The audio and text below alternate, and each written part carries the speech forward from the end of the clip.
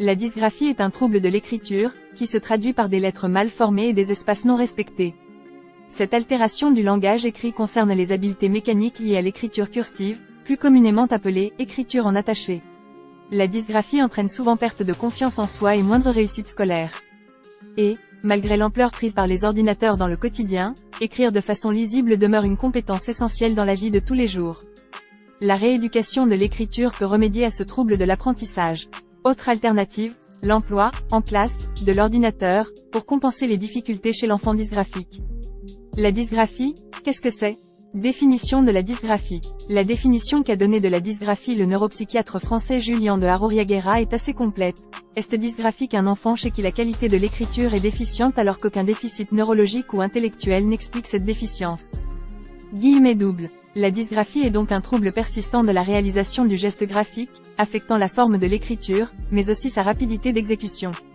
Elle peut notamment faire partie de la symptomatologie des troubles de la proprioception, soit, la capacité à déterminer la position des parties du corps, ainsi que l'amplitude ou la direction de ses mouvements, sans l'appui d'indices visuels ou auditifs.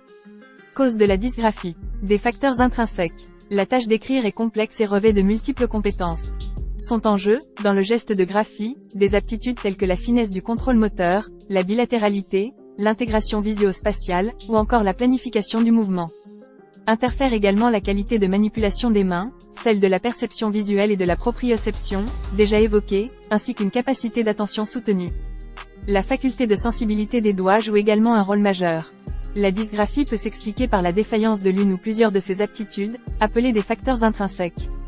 Des facteurs extrinsèques peuvent également être en cause des facteurs extrinsèques, de nature biomécanique, ou relatifs à l'environnement, type de stylo ou de papier utilisé, hauteur entre la chaise et le bureau, volume d'écriture demandé. Diagnostic de la dysgraphie, des aspects qualitatifs et quantitatifs. Le diagnostic de dysgraphie combine des outils valides et standardisés avec des observations informelles, telles qu'elles peuvent être réalisées en classe par l'enseignant. Pour évaluer la qualité de l'écriture, le score de dysgraphie du BHK, établi en 2002, prend en compte la qualité du tracé, celle de la reproduction de la lettre, comme sa taille, sa forme ou sa proportion, et l'enchaînement des lettres entre elles, la tenue de la ligne, ou encore l'organisation dans la page. L'aspect quantitatif de l'écriture est lui aussi déterminé par le BHK, ou par les vitesses d'écriture de l'espargot, établi en 1981 et réétalonné en 2008. Ces tests situeront l'enfant par rapport à sa classe d'âge ou de niveau scolaire, déterminant l'intensité de son écart avec la norme. Fatigabilité, faible endurance ou ralentissement du rythme d'écriture avec le temps pourront ainsi être décelés. En outre, l'épreuve dite d'accélération de l'écriture d'Aroriaguera évaluera le degré d'automatisation, qui autorise ou non l'accélération du rythme d'écriture. Une performance moindre, synonyme d'automatisation insuffisante, requerra donc une charge attentionnelle plus élevée. Ces troubles du langage écrit, interférant sur la lisibilité mais aussi la vitesse de l'écriture, sont évalués via un bilan orthophonique, qui aidera au diagnostic de dysgraphie, pointant les registres délétères. In fine, ce diagnostic requiert l'avis d'un médecin, souvent un neuropédiatre, qui considérera l'ensemble des bilans réalisés par les professionnels, psychologues, ophtalmologues, orthoptistes, orthophonistes, psychomotriciens. Personnes touchées par la dysgraphie. 10 à 30% des enfants d'âge scolaire sont concernés par la dysgraphie. Les garçons sont davantage touchés que les filles. Ainsi, des études menées chez des enfants âgés de 7 ans et plus ont mis en évidence, comparativement, une diminution significative de la qualité et de la vitesse d'écriture chez les garçons. Des facteurs de risque de dysgraphie, prématurité ou hyperactivité. Les enfants nés prématurément sont davantage sujets à la dysgraphie que les enfants nés à terme. En cause, notamment, la diminution de leur capacité sensorielle au niveau des doigts. Autre facteur de risque, l'hyperactivité. Environ 50% des enfants hyperactifs avec déficit de l'attention présentent des problèmes de coordination motrice fine. Les symptômes de la dysgraphie. L'écriture manuelle et sa fonctionnalité s'évaluent en fonction de 3 critères, la vitesse, la lisibilité, et le coût cognitif. Coût cognitif de la dysgraphie, principaux symptômes. La dysgraphie engendre ainsi un coût cognitif important, que divers symptômes permettent d'évaluer même de manière assez informelle tels que une hypertonie, soit une augmentation exagérée du tonus musculaire. Cette tension d'un muscle au repos est parfois aussi associée à une douleur. Des syncinésies peuvent être observées, la contraction involontaire de muscles, associée à des mouvements d'autres muscles, volontaires ou réflexes. Une fatigabilité anormale, ainsi qu'une dégradation de l'écriture au fil de la tâche sont souvent constatés. Autres symptômes. En outre, des symptômes psychologiques, particulièrement le manque de confiance ou d'estime de soi, sont fréquemment décelés. La dysgraphie peut également révéler une difficulté à accepter une contrainte, ou à s'exprimer. Traitement de la dysgraphie. Plusieurs approches peuvent se combiner dans le traitement de la dysgraphie. Principal traitement de la dysgraphie, la rééducation de l'écriture. Des séances de graphothérapie, réalisées par un orthophoniste, un psychomotricien ou un graphopédagogue, permettront à l'enfant de rééduquer son écriture. L'activité d'écrire mobilisant à la fois les fonctions motrices et les fonctions psychiques, la graphothérapie visera à améliorer son écriture et, parallèlement, le comportement de l'enfant. Lors de ces séances, la relaxation pourra accompagner les exercices gestuels d'écriture et de graphisme. Ces exercices se feront sous forme ludique. Seront intégrés des exercices de correction de posture, améliorant le tracé réalisé par l'enfant grâce au placement de son corps. Des exercices de motricité permettront un travail sur le déliement musculaire et la manipulation des objets. Divers exercices pré-graphiques aideront l'enfant à acquérir aisance et fluidité de mouvement.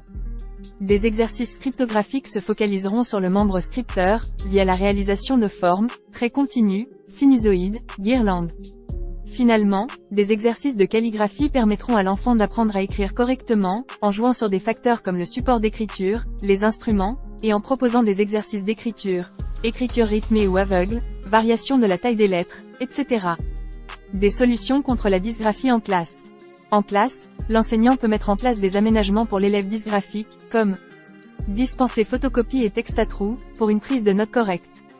Adapter l'outillage de l'écriture au moyen de lignes colorées, de cahiers présentant un interlignage plus grand. Accompagner la reproduction des figures géométriques. Veiller à développer le plaisir d'écrire. Enfin, l'enfant pourra se voir proposer l'utilisation d'un ordinateur. L'utilisation de l'ordinateur en classe pour compenser la dysgraphie. L'ordinateur peut en effet être un moyen de compensation chez l'enfant dysgraphique. Car même si la rééducation du graphisme lui permet d'améliorer ses performances, en termes de lisibilité comme de vitesse, le coût cognitif qui persiste est tel qu'il ampute de façon conséquente l'attention de l'enfant. À l'école, l'enfant en situation d'écriture non rentable reste parasité par la réalisation de la trace écrite, et n'a plus les ressources suffisantes pour se focaliser sur la tâche conceptuelle, soulignent les ergothérapeutes Anne-Laure Guillermin et Sophie Lévesque-Dupin. Elle précise que le geste d'écriture peut être compensé par la frappe au clavier, qui reste un acte moteur plus simple même s'il doit être automatisé. Ces deux praticiennes, par ailleurs formatrices, insistent sur le protocole de mise en place de l'outil informatique, qui nécessite que l'enfant acquiert une vitesse de frappe suffisante, et que son ordinateur lui permette de répondre à toutes les situations scolaires. Finalement, à la condition qu'il ne devienne pas au contraire un surhandicap, l'ordinateur, libérant l'enfant du geste d'écriture, augmentera sa capacité attentionnelle pour les autres tâches cognitives. Phytothérapie, les fleurs de Bach recommandées dans la dysgraphie. La phytothérapie, et particulièrement les fleurs de Bach, pourraient elles aussi apporter un coup de pouce salvateur face aux difficultés de l'enfant dysgraphique. C'est ce que suggère la conseillère agréée Françoise Cancé, dans son ouvrage Mieux vivre l'école avec les fleurs de Bach. Pour les enfants qui souffrent de troubles de l'écriture, seront particulièrement recommandés Celeranthus, Allen, fleur de l'équilibre émotionnel qui agit sur l'indécision et le manque de coordination. Chestnut Bud, bourgeon de marronnier, du groupe manque d'intérêt pour le présent, utile contre les difficultés d'apprentissage. Prévenir la dysgraphie. Le neuroscientifique Bernard Sablonnière l'a bien décrit. Le cerveau est si plastique que les mécanismes liés à l'apprentissage et au développement des capacités cérébrales sont indissociables. Il existe ce qu'il qualifie de fenêtres d'apprentissage, soit des périodes propices à certaines aptitudes d'apprentissage. Cette notion de fenêtre de réceptivité pour l'apprentissage se retrouve pour la motricité fine, optimale entre 3 et 18 mois, âge auquel l'enfant a alors besoin de toucher, d'appuyer et stimuler diverses aptitudes par l'exercice pourra en modifier le programme. Bernard Sablonnière est d'ailleurs formel. Si l'on entraîne des enfants dès l'âge de 3 mois à reconnaître et à saisir des objets à l'aide d'exercices appropriés, ils acquièrent une habileté motrice plus précoce que ne le ferait le développement normal des connexions du cortex moteur, soit à partir de l'âge de 5 mois. Guillemets doubles. Exercer dès leur plus jeune âge les enfants aux gestes graphiques de tous ordres, dessin, jeux plastiques, préhension, et les faire manipuler, prendre des objets, tout en veillant au maximum à limiter leurs expositions aux écrans, qui risquent d'affaiblir leur potentiel psychomoteur, sont autant de pistes à suivre pour favoriser le meilleur développement moteur futur chez l'enfant. Et lui permettre, peut-être, d'éviter les désagréments causés par la dysgraphie, comme, probablement encore trop souvent, celui de se faire qualifier de paresseux, ou de maladroit. Les causes de la dysgraphie, certes complexes, sont multifactorielles. C'est toutefois un handicap surmontable, dès lors qu'il est détecté et pris en charge. L'entraînement quotidien, à l'école primaire, à l'écriture manuscrite, est la première ligne de prévention, soutenant en outre la maîtrise de l'orthographe.